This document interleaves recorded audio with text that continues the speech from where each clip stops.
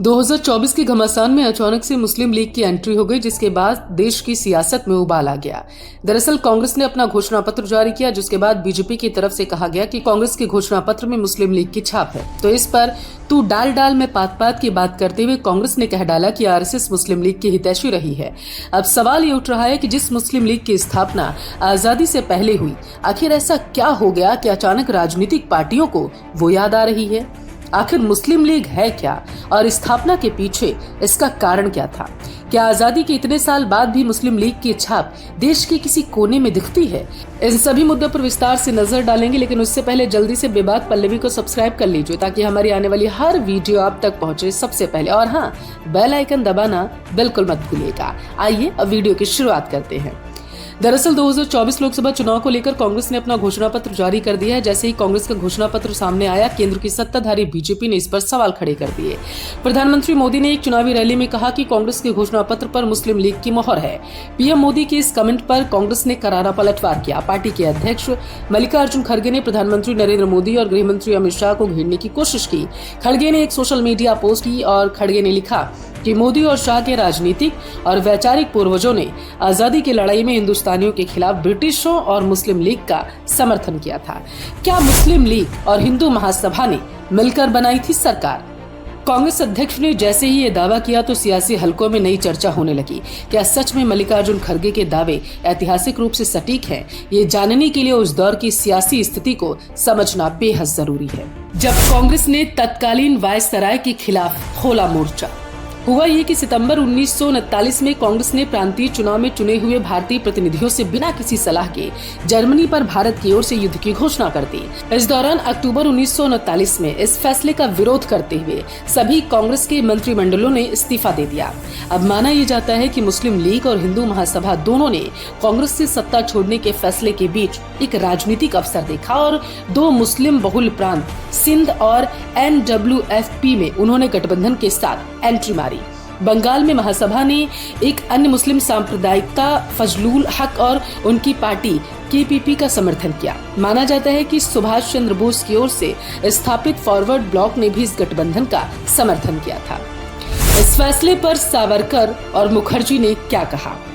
सावरकर ने इस फैसले को और इन गठबंधन को उचित ठहराया। 1942 में कानपुर में हिंदू महासभा के सत्र में दिए गए अध्यक्षीय भाषण में सावरकर ने कहा कि व्यवहारिक राजनीति में महासभा जानती है कि हमें उचित समझौते के माध्यम से आगे बढ़ना बेहद जरूरी है। हाल ही में सिंध में निमंत्रण पर हिंदू महासभा ने गठबंधन सरकार चलाने में मुस्लिम लीग के साथ हाथ मिलाया था। सावरकर ने कहा कि बंगाल का मामला जो हाल ही में हुआ वो सर्वविदित है। IUML एक राजनीतिक ताकत बनने में कामयाब हुआ।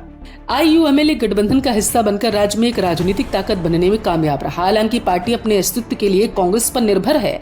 आपको याद होगा कि 2023 में राहुल गांधी का एक बयान खूब चर्चा में रहा था, जब वो अमेरिका गए और वहां पर पत्रकारों के सवाल का जवाब देते हुए कहा था कि मुस्लिम लीग पूरी तरीके से धर्मनिरपेक्ष पार्टी है। मुस्लिम लीग के बारे में कुछ भी गैर धर्मनिरपेक्ष नहीं है। उस समय राहुल गांधी केरल के वायनाड से सांसद थे। You talked about secularism and democracy while opposing the Hindu party BJP. However, Congress in Kerala has been in alliance with the Muslim party, Muslim League in Kerala, the state from which you were for MP for more than, the state you are the MP for more than 70 years. Muslim League is a completely secular party. Right. There's nothing non-secular about the Muslim League. समझे IUML का इतिहास। देश में मुस्लिम राष्ट्र बनाने की मांग करने वाली ऑल इंडिया मुस्लिम लीग का गठन 1906 में ढाका में हुआ था। भारत को आजादी मिलने के बाद ही इसे भंग कर दिया गया। इसके बाद पाकिस्तान में मुस्लिम लीग और बांग्लादेश में ऑल इंडिया अवामी मुस्लिम लीग बनी और भारत में इंडियन यूनियन मुस्लिम लीग 10 मई 1948 में अपने अस्तित्व में आई। इसकी शुरुआत राजनीतिक दल के तौर पर हुई। हालांकि बांग्लादेश और पाकिस्तान की मुस्लिम लीग से तुलना करें तो भारत की IUML का इतिहास काफी अलग रहा। इसे चुनाव में आयोग ने मान्यता दी और इस पार्टी ने केरल में सरकार भी बनाई। IUML ने चुनाव लड़ा और लोकसभा में अपनी उपस्थिति भी दर्ज कराई। IUML केरल का जाना माना राजनीतिक दल है और इसे रीजनल पार्टी का दर्जा भी मिला है। बताते चले कि मालाबार केरल की सियासत का द्वार है। इस पूरे इलाके को यहाँ इंडियन यूनाइटेड मुस्लिम लीग का किला और CPIM का हार्टलैंड भी कहा जाता है। मुस्लिम लीग कांग्रेस के नेतृत्व वाले UDF का हिस्सा है, जबकि CPIM LDF को लीड कर रही रही है। केरल के मलप्पुरम में 72.4% मुस्लिम आबादी है और इसके साथ ही मलप्पुरम जिले में करीब 5000 मस्जिदें हैं। मुस्लिम लीग की नीतियां और उद्देश्य।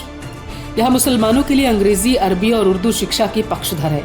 मुस्लिमों को भारत में आरक्षण दिलाना लक्ष्य है। भारत को हिंदू राष्ट्र बनने से रोकना इसका मकसद है। मुसलमानों में भाईचारा और एकता कायम करना इसकी प्राथमिकता है।